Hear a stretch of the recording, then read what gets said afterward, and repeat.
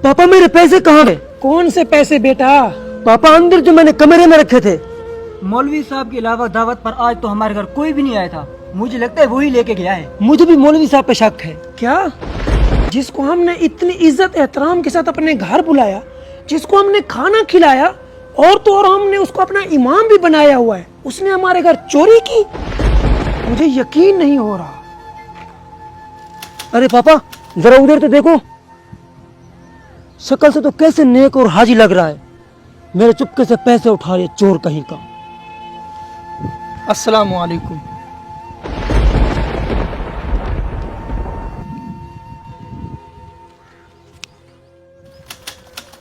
उधर देखो मकार को, हाथ में तस्बीह और काम चोरों वाले।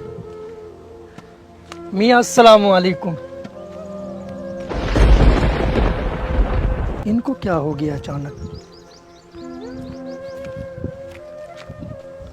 1 साल के बाद बेटा, इस बार हम फिर से घर में दावत कर रहे हैं, बताओ किसको बुलाएं? पापा जिसको पिछले साल बुलाया था उन्हीं को बुला लेते हैं। बेटा पिछले साल तो हमने उस मौलवी को बुलाया था जिसने हमारे घर चोरी की थी।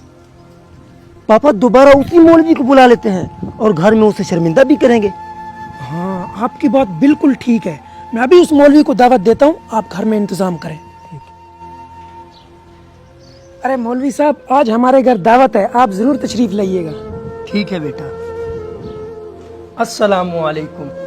वालेकुम सलाम। आइए मौलवी साहब तशरीफ लाएं। शुरू करें मौलवी साहब।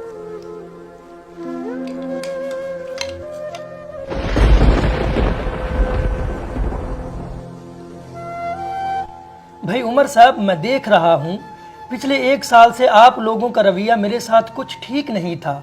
आखिर क्या बात है?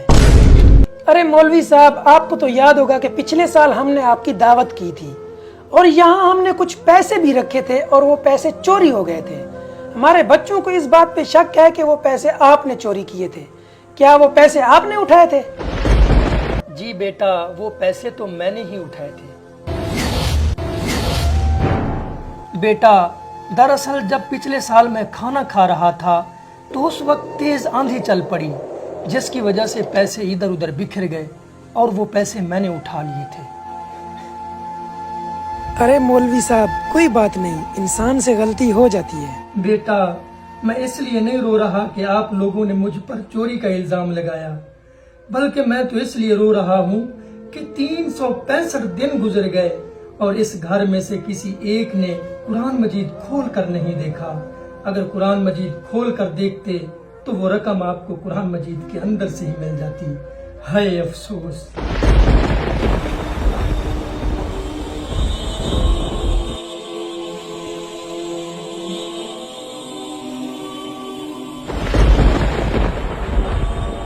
हाय अफसोस।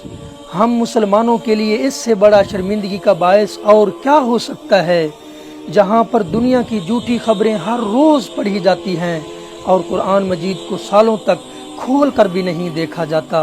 और याद रखें, जिस गांव में बारिश ना हो वहां की फसलें खराब हो जाती हैं और जिस घर में दीन और कुरान ना हो वहां की नस्लें बर्बाद हो जाती हैं। जरा गौर करें, आपने आखिरी बार कुरान मजीद कब खोला था?